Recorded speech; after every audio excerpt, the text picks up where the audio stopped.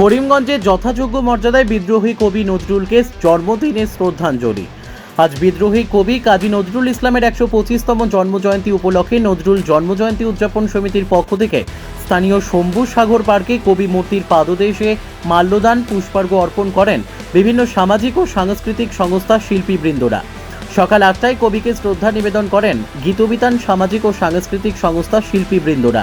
বরাক উপত্যকা বঙ্গ সাহিত্য সংস্কৃতি সম্মেলন, ভারত বিকাশ পরিষদ, মাতৃভাষা সুরক্ষা সম্মতি, যোগমায়া সঙ্গীত বিদ্যালয়, নবতরঙ্গ সাংস্কৃতিক সংস্থা, অল ইন্ডিয়া ডিএসএ, আসাম সাংস্কৃতিক মহাসভা, বরাক নন্দিনী সাহিত্য পাঠচক্র, করিমগঞ্জ পুরসভার উপপুরপতি সুখেন্দু শেখর দাস।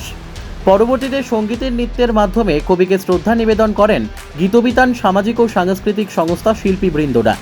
একই বৃন্তে দুটি কুসুম হিন্দু মুসলমান সঙ্গীত পরিবেশন করেন।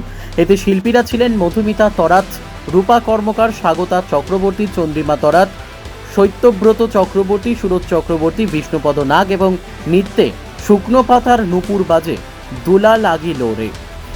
এতে নৃত্যশিল্পী ছিলেন রূপা কর্মকার, মৌমি মহান্ত, সোনালী দাস। নৃত্য পরিচালনায় ছিলেন অনিন্দিতা নাগ এবং পরবর্তী AIDMO পক্ষ থেকে সাংস্কৃতিক অনুষ্ঠান পরিবেশন করা হয়।